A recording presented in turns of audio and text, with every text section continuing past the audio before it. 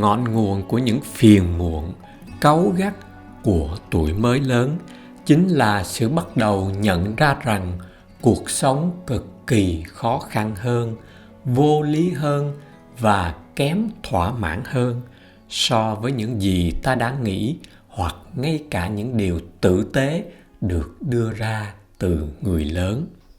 Cảm giác buồn rầu chưa bao giờ là điều gì nên làm cho lắm. Nhưng nếu có một thời điểm nào mà tâm trạng đó được cho là chính đáng và trên những phương diện nhất định được đánh giá là quan trọng, thì là vào khoảng thời gian tuổi từ 13 đến 20. Thật khó có thể mường tượng ra 6 thập niên tiếp theo của một cuộc đời nếu được thành công hay có phần nào mãn nguyện, nếu như với một người chưa từng trải qua quá trình xem xét nội tâm đau đầu này, cùng với những cảm giác lạc lõng tột độ.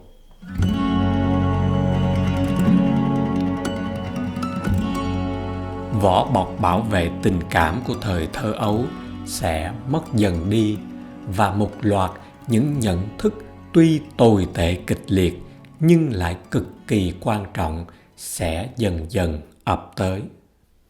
Mở đầu bằng việc là đứa trẻ nhận ra rằng không ai hiểu nó.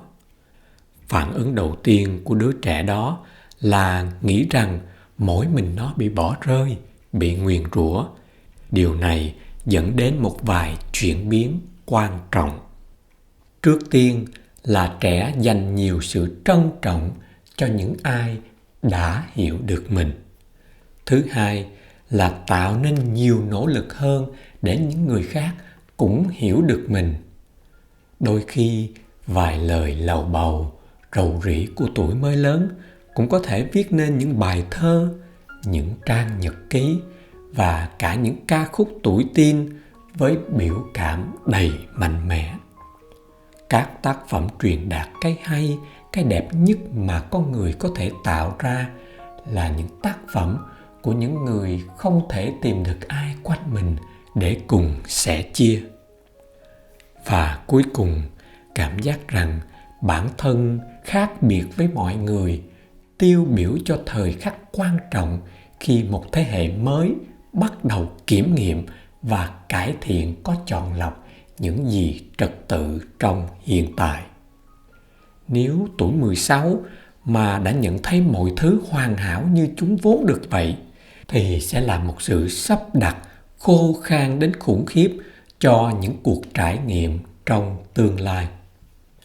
Sự từ chối chấp nhận cái thực tại điên rồ, lệch lạc và xấu xa lại chính là tiền đề cho những thành tựu sau này.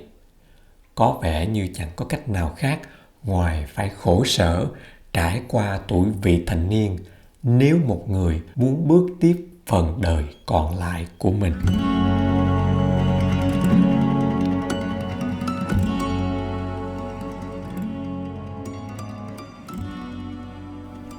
Một trong những nhận thức chính yếu nữa của tuổi mới lớn chính là việc một đứa trẻ ghét ba mẹ của nó. Nhưng đấy lại là một đóng góp lớn cho tình yêu thương của những bậc phụ huynh này. Nếu con họ quay lưng lại và hét toang lên rằng chúng căm ghét bố mẹ, đó không phải là dấu hiệu của gì sai cho lắm. Đó là bằng chứng cho thấy đứa trẻ biết rằng chúng được yêu thương. Còn những đứa trẻ thật sự sầu muộn thì không dám cãi lại, đổ những khổ sở của mình lên đầu cha mẹ đâu. Bởi nếu chúng thực sự lo âu và ngờ vực rằng mình không có được bố mẹ yêu thương thì chúng không dám đánh liều thử việc đó. Để xây dựng niềm tin trọn vẹn ở người khác, việc làm những phép thử là vô cùng quan trọng. Như là nói với họ bằng những lời lẽ tệ hại mà bạn có thể nghĩ ra, rồi xem họ có tiếp tục lẩn quẩn quanh bạn và tha thứ cho bạn hay không. Bạn phải tự tay đập vỡ yêu thương vài lần thì mới tin chắc chắn nó là rắn chắc được. Và tất nhiên, cha mẹ nào mà chẳng thấy bực bội, dù thế này hay thế khác. Nhưng việc hiểu ra những điều này vô cùng quan trọng. Chúng ta chẳng thể nào bỏ đi và trở thành cha mẹ của những đứa trẻ nếu chúng ta không biết tự ngồi lại và suy nghĩ về những vấn đề, những lỗi lầm và xung đột mà ta đã từng trải qua với bố mẹ của mình lúc 14 tuổi rưỡi.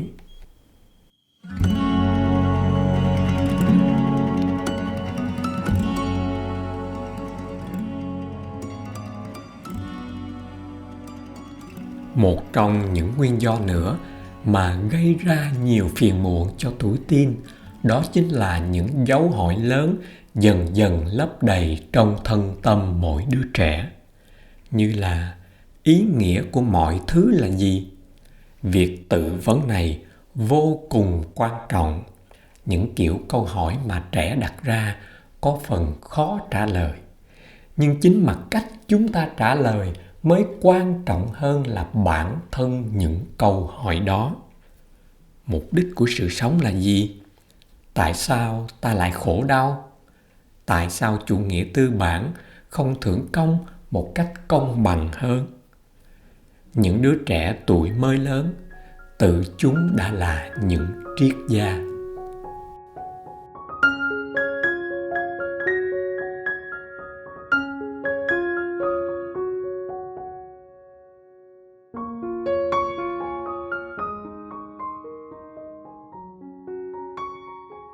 Cái kết cuối cùng của tuổi vị thành niên không phải như mọi người vẫn thường nghĩ là việc ngừng đặt ra những câu hỏi lớn rồi tiếp tục sống qua ngày, mà đó là khi được học hỏi từ xung quanh, thu thập xây dựng cho mình một cuộc sống xoay quanh những câu hỏi lớn mà chúng đã từng ám ảnh từ thuở 17.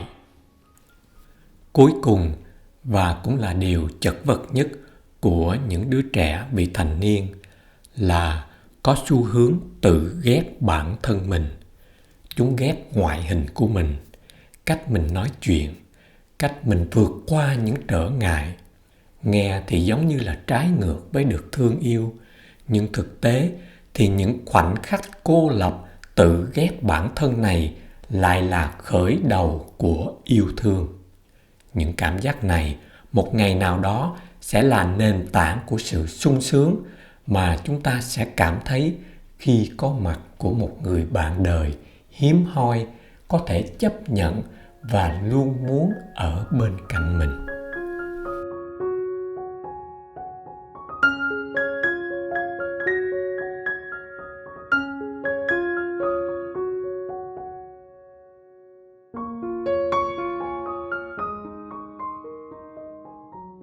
Âu yếm, dịu dàng sẽ chẳng có nghĩa lý gì nếu chúng ta chưa dành nhiều đêm khóc đến ngủ thiếp đi.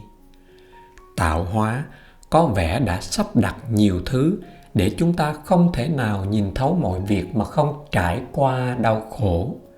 Điểm khác biệt chỉ nằm ở chỗ đau khổ có mục đích hay đau khổ vô ích.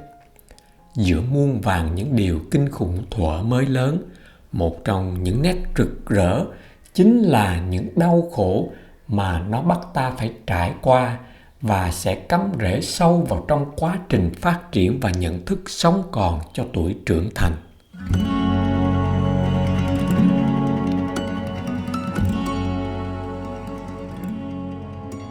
Những năm tháng khốn khổ nhưng cũng đầy lôi cuốn này nên được trân trọng vì chúng đã cống hiến cho ta tất cả những khổ đau thiết yếu và giá trị nhất.